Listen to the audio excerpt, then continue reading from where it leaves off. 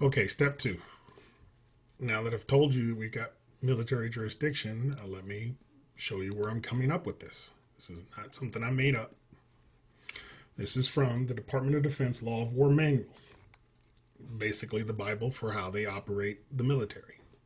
This is signed off by all of their general counsels.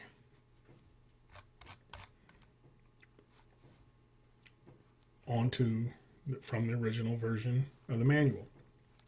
In particular, I want to speak of military occupation. This is in chapter 11 of this manual.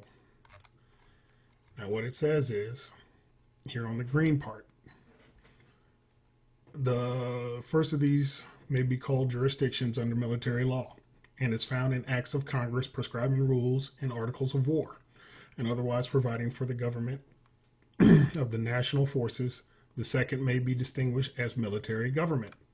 Supersedes, as far as many as may be deemed expedient, the local and exercised by military command under the direction of the president, with the expressed implied sanctions of Congress, while the third may be denominated as martial law proper, and is called into action by Congress or temporarily when the action of Congress cannot be invited, and in the case of justifying or excusing peril by the president in times of insurrection or invasion, or of civil or foreign war within districts or localities where ordinary law no longer adequately secures public safety and private rights. Now, and this is a very difficult read. This book was not, or this pamphlet was not issued to just read from cover to cover.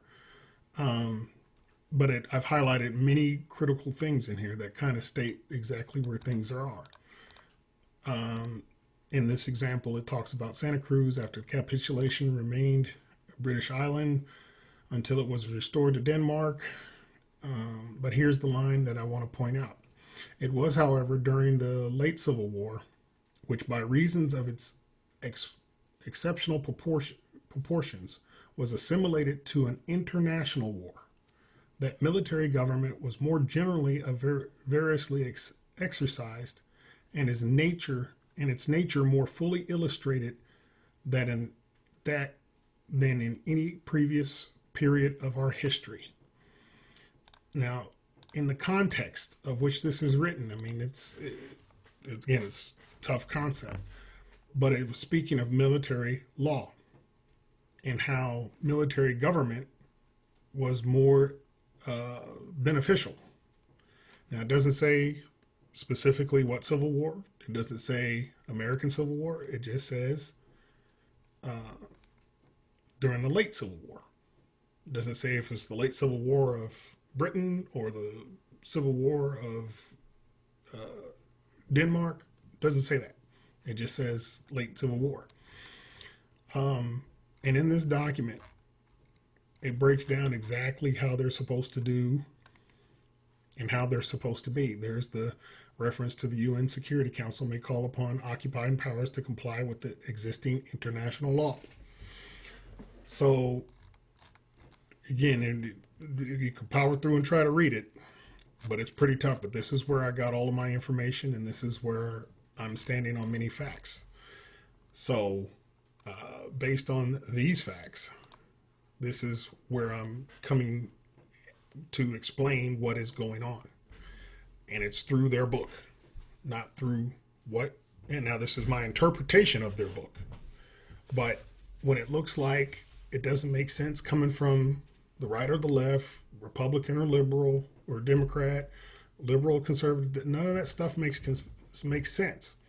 But what does make sense is that they trample on constitutional rights all the time.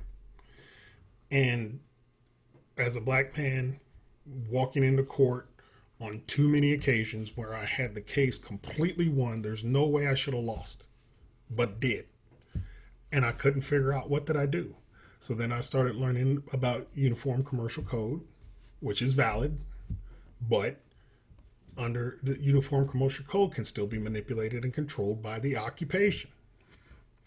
So they can suspend any and all laws of the land based on military occupation rules.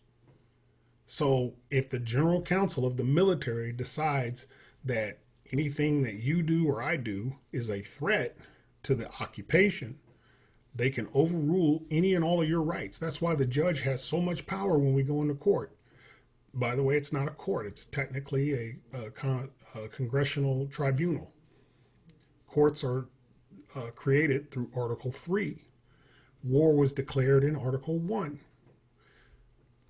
Basically, everything after Article 1 can be suspended by the military because the military can deem it necessary to suspend those rights in order to maintain law and order of the occupation.